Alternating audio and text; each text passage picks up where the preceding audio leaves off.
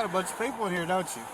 It's 1 for seat. Yes. I got to go back to work. Gotcha. Where are you working at? Where? Where? San Luis, Missouri. Missouri? Yes, sir. Gotcha. Okay. But I'm from Maryland. Okay. Now the reason I stopped you, we was running 75 down through here. 75? Yeah. Of course, this is 65 through here. I know. I'm going to 70. Going 70? Yeah. What's the limit right now? Is 70 or 65? It's 65. Oh, I can see it, sir. Yeah, your driver's license, your registration, and your proof of insurance.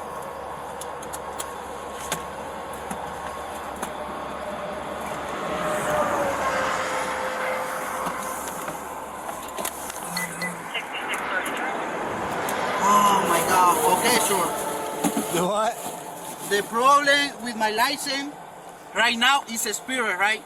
It's suspended? Suspended because I have my permanent employment, so like 2 years experience. So I need so right now I waiting the paper for migration for I go to the NBA. Nothing illegal? Nothing, sir. No drugs or anything? No herb, nothing illegal. Okay. If I run my dog, will he tell me anything? Yeah, fine. Okay. Can you come back here with me? Okay. 660. Come right over here. Okay. So nothing illegal? No, sir. Okay. Where did you say you was coming from? So I coming from to San Luis, Missouri. The project is over there. So right now it's done. 2 weeks over there.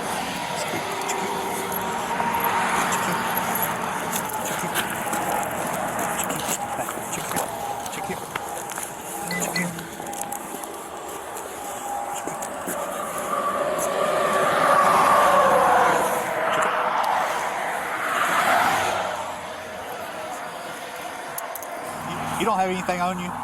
No, sir. I mean, my wallet, my stuff. No guns? No gun, Okay. no drugs, no nothing, sir. Yeah, for real.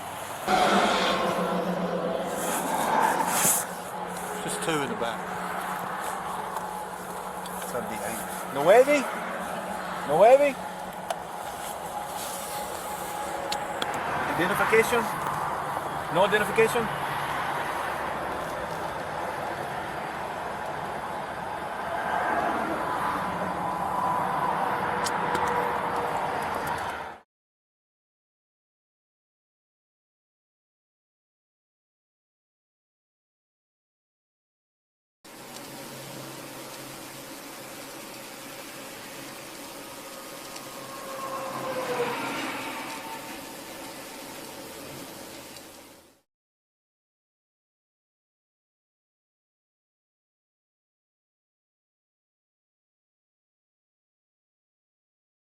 Judge Zinnis granted the preliminary injunction and ordered that Kilmar Abrego Garcia be brought back to the United States by 11:59 p.m. on Monday.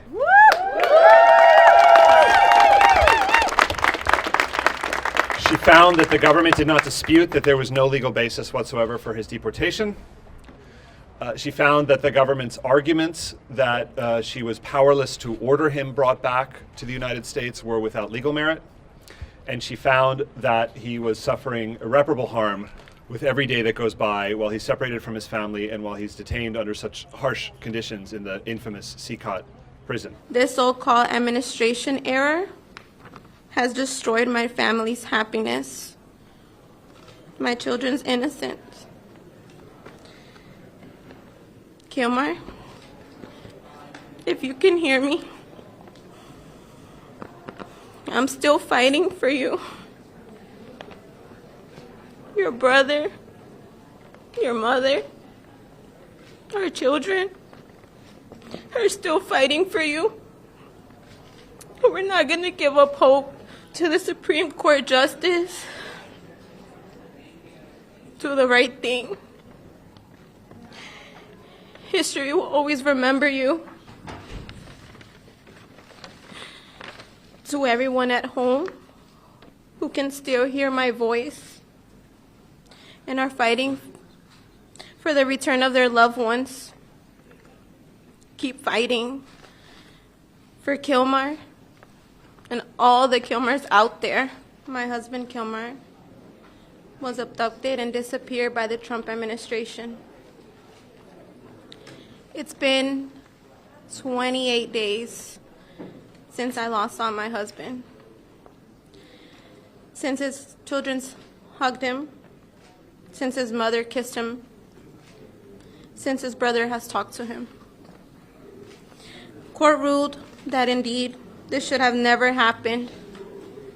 The rule that my life partner Kilmar should have returned home 50 hours ago. After the Supreme Court issued that order, the district judge issued a further order clarifying her ruling and explaining that the government needs to take all steps reasonable to facilitate the return of Mr. Abrego Garcia to the United States, and that in the meanwhile, it needs to provide the court with information. For the second time in this case, they sent a lawyer into court who had no answers. He explained that his clients, the government, have chosen not to give him any information, not to give him any evidence. And the district judge, appropriately, was not willing to accept their vague and unsubstantiated assertions that, don't worry, Judge, we'll take care of this all in due course. The government attorney did say that they intend to comply with the order and bring him back. That's the bare minimum. They should have done that already. They've had plenty of time between the Supreme Court's order early yesterday evening and now. He should be here in the United States. It's a 5-hour flight. Yes. The people united.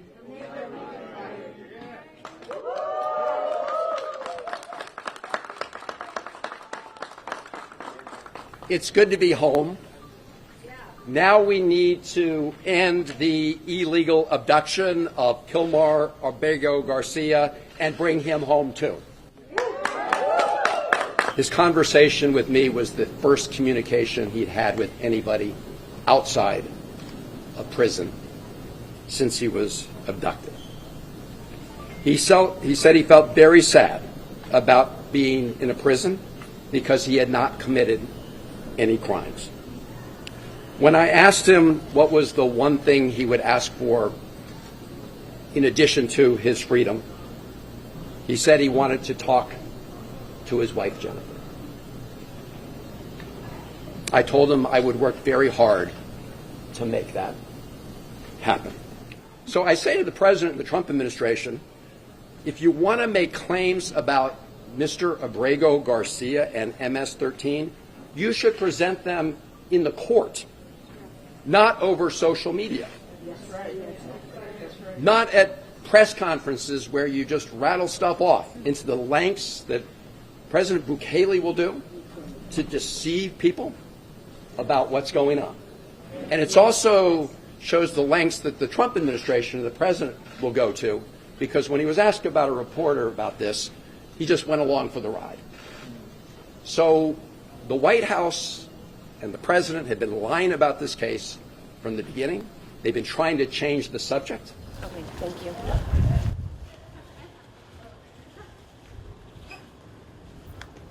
But we got to be clear, this isn't just about him. This is also about every single person in the United States. The Constitution applies to all people in our country. Due process applies to all people in our country. It's one of the things that sets our country apart from other places across the entire world. And so we're worried, of course, we demand the release of Abrego Garcia, but we're also worried about our own constituents. We represent people across the entire nation. I'm from Orlando, Florida, a community filled with immigrants, a diverse community. And we're getting hundreds and hundreds of calls. People saying, go to El Salvador, do something. Our Supreme Court, in a 9-0 decision, to be clear, has said that Mr. Abrego Garcia should be returned to the United States. That's been affirmed by other courts in the U.S., and we also want to be clear that the Trump administration has admitted publicly that he was sent here by mistake. So the administration has said he was here by mistake. The Supreme Court has said, bring him back to the United States. And that's what we're here to do. We're here today to announce a major update in an important case. Abrego Garcia has landed in the United States to face justice. On May 21st, a grand jury in the Middle District of Tennessee returned a sealed indictment charging Abrego Garcia with alien smuggling and conspiracy to commit alien smuggling in violation of Title 8 U.S.C. 1324. We want to thank President Bukele for agreeing to return Abrego Garcia to the United States. Our government presented El Salvador with an arrest warrant, and they agreed to return him to our country. We're grateful to President Bukele for agreeing to return him to our country to face these very serious charges. It's been 106 days since he was abducted by the Trump administration and separated from our family. Over 3 months, we've had to stand and plead for his liberation. He missed birthdays, graduations, and Father's Day. And today, he misses our wedding anniversary. Today, in honor of Kilmar and our wedding anniversary, I will celebrate our fight and the fight for all those who stood with us and refused to give up.